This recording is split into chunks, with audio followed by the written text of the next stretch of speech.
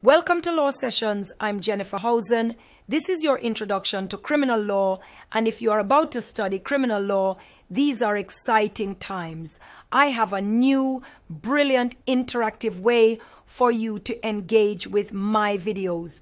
You will not only get the best out of them, but also get some great free resources and aids to support your study. First thing you need to do is to click the link below. That will take you to the full interactive version.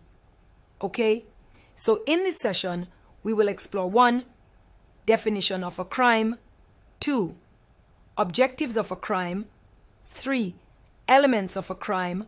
4. Blameworthy state of mind. And 5. Defenses to a crime. Today, we dive into the heart of our subject. What is a crime? But let me ask you, what do you think should make something criminal? Take the poll and let us know what you think. For those who have watched the recent court case of the celebrity P. Diddy in the United States, you would have seen people offering their own views on the case, and there have been lots of discussions which border on morality, some people discussing issues of race, adult consent, etc. So do take the poll. Right then, let's consider the definition of a crime. What is a crime? Well, a crime is an act or an omission against the law punishable upon conviction, which is harmful not only to an individual, but also to society as a whole. That's the definition. So now that we know what the law defines as criminal behavior, why do we need to regulate that behavior? In other words, what are the objectives of criminal law? Well, for starters, there's retribution, and that ensures offenders suffer proportionately. 2, there's deterrence, which is discouraging future crimes through punishment. 3, there's incapacitation, which involves removing dangerous individuals from society. 4, there's rehabilitation, which is transforming offenders into law-abiding citizens. And last, restoration, which is repairing harm to victims. Let's have your thoughts. What do you think the modern law should focus on? Let's think of criminal law as traffic rules. If we look at a scenario where there is a speed limit in a small village and that speed limit is 30 miles an hour, let's imagine Charlie drives through the village at 50 miles per hour. Well, if Charlie speeds, which is the crime, Charlie is fined. That's retribution. That same fine may also be imposed to discourage Charlie's speeding. That would act as deterrence. Charlie's license may be suspended, which would prevent him causing any accidents, and this would be incapacitation. Charlie may be offered a defensive driving course, and that would amount to rehabilitation. And in the event Charlie damages any vehicles, then the repair of any such vehicles which Charlie has damaged, then that would be restoration. To really help you with your studies, we've just launched our digital flashcards and cheat codes. Click the link in the description and you can get a sample set for free.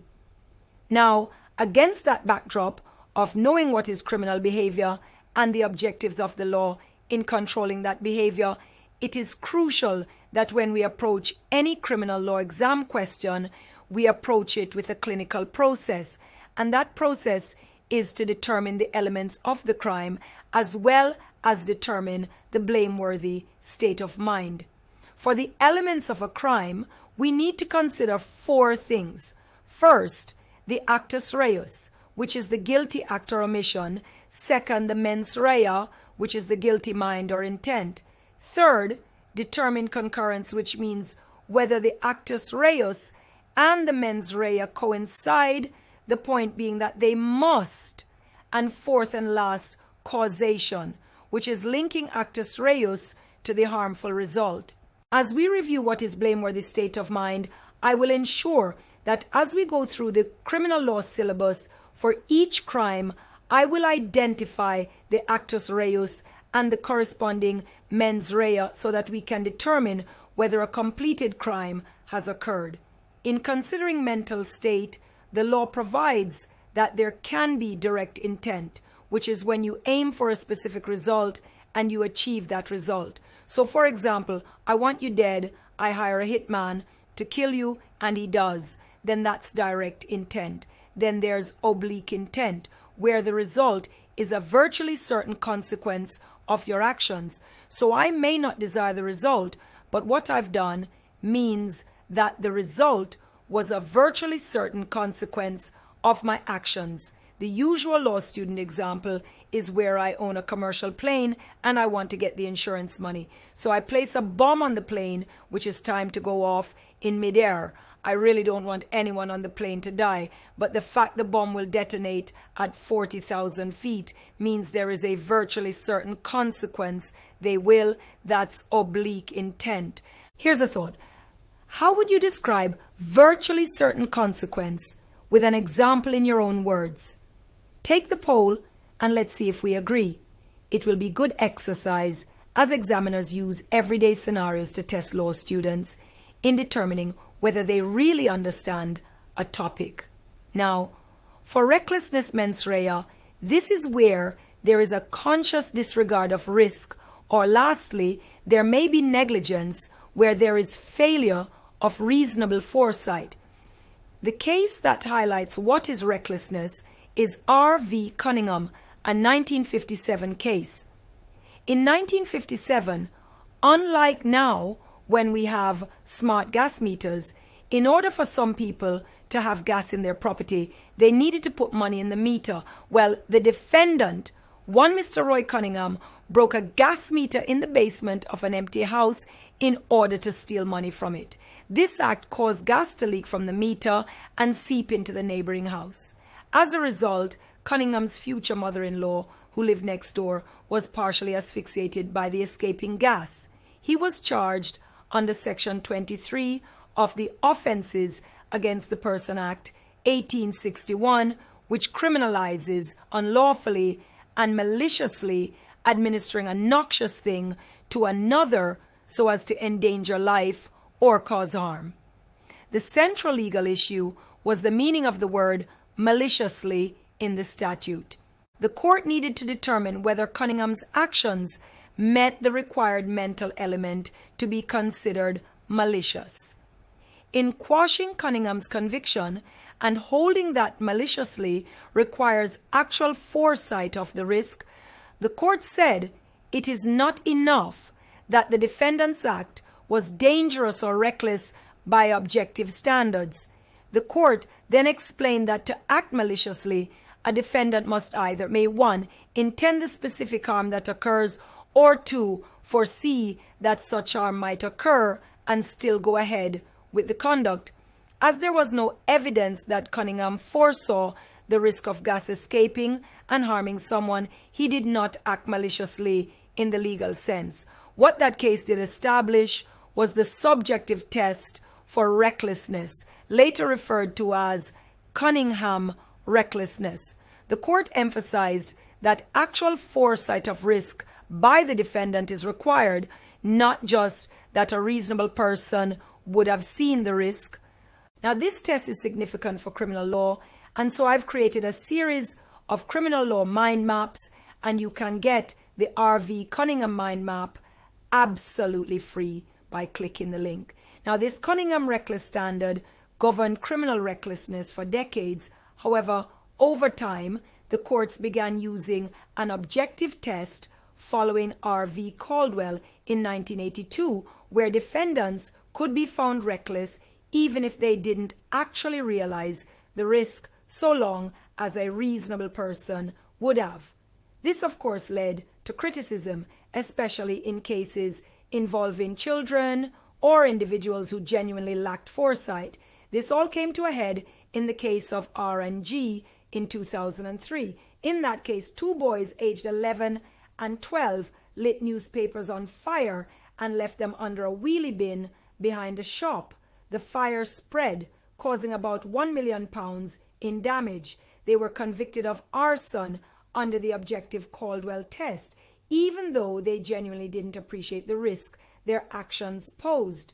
Let's now talk about some of the situations where a person might commit a crime, but where the law recognizes that under certain circumstances, it wouldn't be fair to punish them the same way. These are known as criminal defenses, and they can either reduce or completely eliminate a person's criminal liability. First, we have diminished responsibility. This applies when someone commits a crime, but at the time their mental functions were impaired. Maybe they had a recognized medical condition that affected their ability to understand or control their actions. You'll see this defense often in murder cases where instead of murder, the defendant might be convicted of manslaughter. Then there's insanity. This defense applies if a person's mental state is so disordered that they genuinely do not understand what they're doing or that it's wrong. Imagine someone suffering from a severe psychotic episode. They may commit an offense without awareness of reality. Next, we have automatism. This is when a person acts without conscious control. It could be sleepwalking, a seizure, or a reflexive action. A well-known case is R.V. Burgess, where a man attacked someone while sleepwalking. The courts accepted that he had no conscious control, so automatism applied. Linked to this is intoxication. While voluntary intoxication rarely excuses criminal acts, in some situations, especially where intent is required, being heavily intoxicated may reduce responsibility, but involuntary intoxication, like being unknowingly drugged, is more likely to provide a defense. Another defense is mistake of fact. If a person genuinely misunderstood a crucial fact, and that mistake means they lack the necessary intent, they may not be guilty. For example, if you take someone else's property believing it's your own, you might avoid liability for theft. Duress is another defense. Imagine being forced to commit a crime because someone threatened your life. The law recognizes that sometimes people act under extreme threats, and punishing them without considering that would be unjust. Closely related to duress is necessity, where breaking the law prevents a greater harm. For instance, trespassing to save a drowning child. The courts may excuse the act because of the circumstances. Let's pause and review those two defenses, necessity and duress. What if someone said to you that you must kill someone or they will kill you? Or what if 3 of you are out in the Atlantic Ocean and you have to decide to kill one of you for food so the other 2 would survive? Do you think these defenses should be allowed? Take the poll and let's see the result. Carrying on then, the next defense is provocation, which used to be a full defense, but today it's mainly a mitigating factor in sentencing. It means someone was incited to act in the heat of the moment, reducing their blameworthiness. Then there's self-defense, which is probably one of the most recognized defenses. You're allowed to use reasonable force to protect yourself or others. But the key word is reasonable.